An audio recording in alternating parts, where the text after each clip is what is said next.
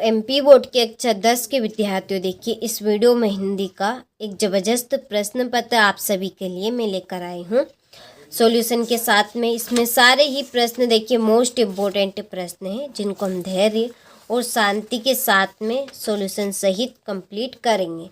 तो चलिए वीडियो को शुरू करते हैं बिना किसी देरी के। तो देखिए पहला प्रश्न है कि सूर सागर के रचनाकार है, इसका आंसर है सूरदास। दूसरा है कि किस वर्णिक छंद के प्रत्येक चरण में 31 वर्ण होते हैं, इसका आंसर है कवित्व। तीसरा है बिस्मिल्लाह खां का जन्म हुआ था, इसका आंसर है डुमराव गांव में। तीसरा है एक से अधिक अर्थ देने वाले शब्द कहलाते हैं, इसका आंसर है अनेकार्थी शब्द। पांचवा है मैं क्यों लिखता हूँ के लेखक का क्या नाम है, इसका आंसर है अज्ञे। छठा है दोहा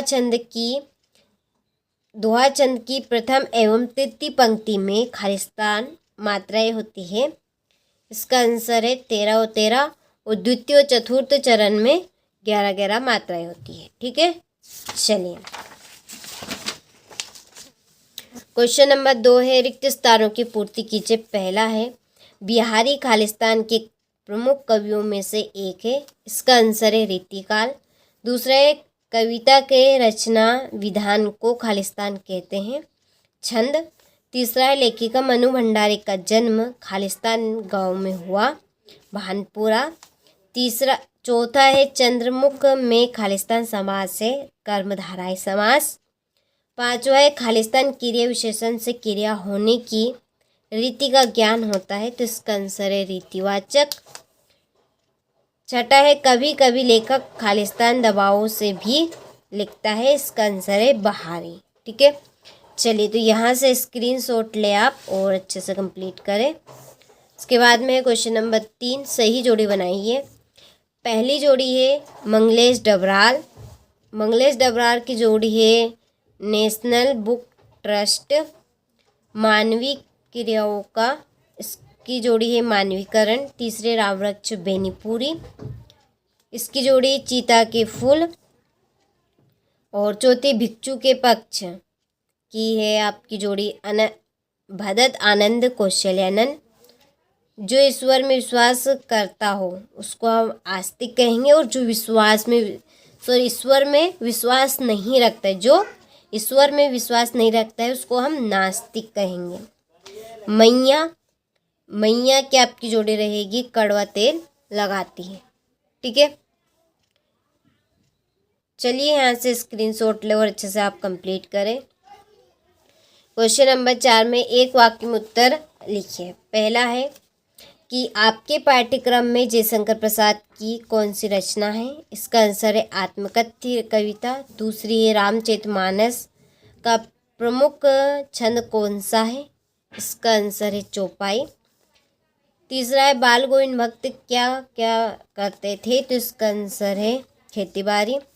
चौथा एक अनाथ सौ बीमार का अर्थ लिखिए, इसका आंसर है वस्तु की पूर्ति कम और मांग अधिक। पांचवा है जापान में हिरोशिमा में कौन सा बम गिराया गया था, इसका आंसर है परमाणु बम।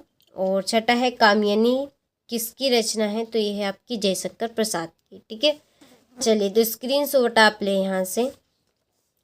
क्वेश्चन नंबर 5 है सत्यासत्य लिखिए। पहला है प्रगतिवादी कवियों ने अनेक नवीन प्रयोग किए हैं, तो इसका आंसर असत्य है, क्योंकि प्रगतिवादी कवियों ने अनेक प्रयोग नहीं किए हैं, नई कविता के कवियों ने अनेक प्रयोग किए हैं। दूसरा है दोहा एक समात्रिक छंद है, असत्य। दोहा एक आपका अर्ध समात्रिक छंद है। तीसरा हिंदी का प्रथम उपन्यास परीक्षा गुरु को माना गया है, तो इसका आंसर सत्य है। चौथा है भाववाच्य में क्रिया कर्म के अनुसार होती है, असत्य। और पांचवा है लेखक की प्रत्येक रचना श्रेष्ठ होती है, असत्य। और छठा है साहित्य लहरी तुलसीदास की कृति है, तो ये आपका असत्य, ये सुदास की है। ठीक है, चलिए इसके बाद में है क्वेश्चन नंबर 6 प्रगतिवादी काव्य की प्रमुख 2 विशेषताएं लिखिए। तो देखिए क्वेश्चन नंबर 6 से लगाकर क्वेश्चन नंबर 23 तक के सारे प्रश्नों का सॉल्यूशन देखेंगे हम PDF के थ्रू। तो चलिए वीडियो को शुरू करते हैं। ये देखिए, ये रही आपकी प्रगतिवादी काव्य की विशेषताएं। नंबर 1, शोषितों से सहानुभूति। दूसरी है आर्थिक व सामाजिक समानता पर बल। तीसरी है नारी शोषण के प्रति मुक्ति की आवाज़। चौथी है ईश्वर के प्रति अनास्था। पांचवी सामाजिक यथार्थ का चित्रण। छठी है प्रतीकों का प्रयोग। सातवीं भाग्यवाद की अपेक्षा कर्मवाद की श्रेष्ठता पर बल। ठीक है, तो इसमें से आप केवल 3 से 4 विशेषताएं कंप्लीट कर लीजिएगा जो आपको अच्छी लगे। इसके बाद में है नई कविता के 2 कवियों और उनकी 2 रचनाओं का नाम आपको लिखना है। तो एक तरफ यहाँ पर कवि के नाम हो गए और एक तरफ उनकी रचनाएं हो गई। ठीक है, चलिए तो आप स्क्रीनशॉट ले लीजिए, यहाँ से हो गया। इसके बाद में जयशंकर प्रसाद जी का जीवन परिचय, ये उनकी रचनाएं, काव्यगत विशेषताएं में है उनका भाव पक्ष, कला पक्ष और ये है साहित्य में स्थान। ठीक है, चलिए इसके बाद में है सूर्यकांत त्रिपाठी निराला का जीवन परिचय।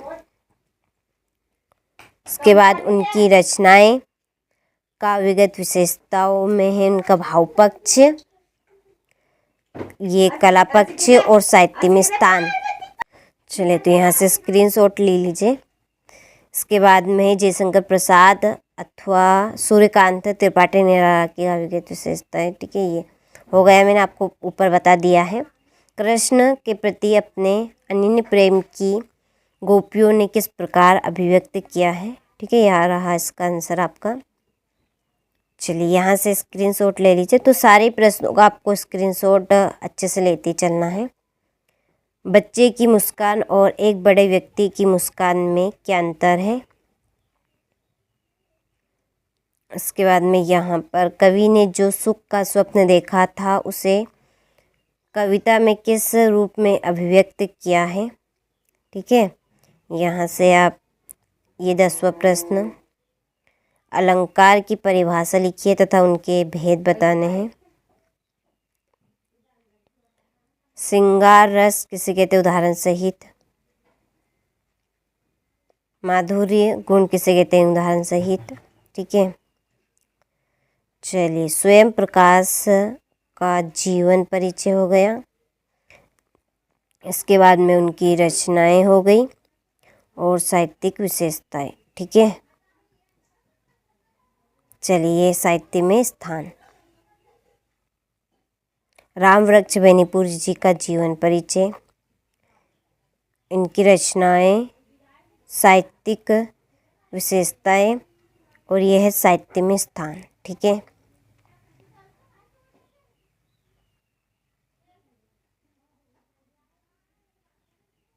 चलिए स्क्रीनशॉट आप ले लीजिए। अभी तक एप्लीकेशन के साथ ऐड नहीं हुए हैं तो इसी वीडियो की डिस्क्रिप्शन में कॉन्टेक्ट नंबर दिए हैं, आप उन कॉन्टेक्ट नंबर पर कॉल करें। आपको एप्लीकेशन में जुड़ना है तो आप जुड़ सकते हैं। तो उसके लिए हमने आपको नंबर दे रखे। सेनानी ना होते हुए भी चश्मे वाले को लोग कैप्टन क्यों कहते थे। ठीक है, तो चलिए यहाँ से हालदार साहब मायूस क्यों हो गए थे। जीवनी और आत्मकथा में अंतर, नाटक और एकांकी में अंतर,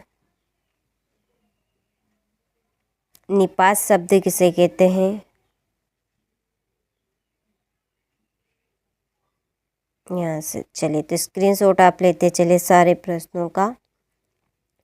लेकिन मोस्ट इम्पोर्टेंट प्रश्न है जो मैं आपको दे रही हूँ, ये आपको परीक्षा हाल में हूबहू देखने को मिलेंगे। तो अच्छे से आपको इनको कंप्लीट करना है। ऑफलाइन कोचिंग में देखिए हमारी तो 7 से 8 साल का अनुभव है। तो सारे ही प्रश्न मैं आपको इस तरह के दे रही हूँ जो 90% परीक्षा में आपके आएंगे। विश्वास रखिए, सारी चीज़ें आपको मैं दे रही हूँ, एक भी रॉन्ग आपका प्रश्न नहीं जाएगा। वास्तव में आपको अच्छे से कंप्लीट करना करके आपको जाने हैं। ठीक है, यहाँ से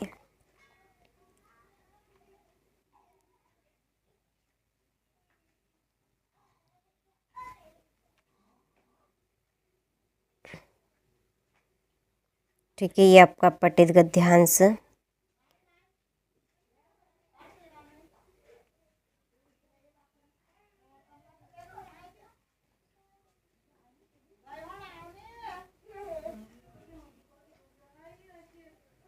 चलिए यहाँ से स्क्रीनशॉट ले लीजिए। ये है आपका क्रिकेट मैच के ऊपर से, मेरा प्रिय खेल के ऊपर से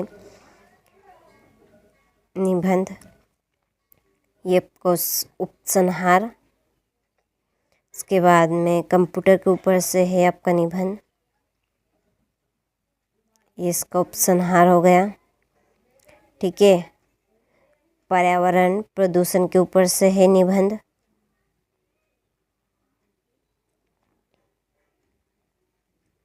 चलिए ये आपका इसका उपसंहार हो गया। फिर विज्ञान के बढ़ते चरण के ऊपर से है निबंध। चलिए ये आपका उपसंहार। विद्यार्थियों जी और अनुशासन के ऊपर से है निबंध। ठीक है। ये यहाँ पे वृक्षारोपण का है आपका। ठीक है। चलिए तो आपने सारे ही प्रश्नों का अच्छे से स्क्रीनशॉट ले लिया होगा, तो अच्छे से आपको कंप्लीट करके जाने। ठीक है।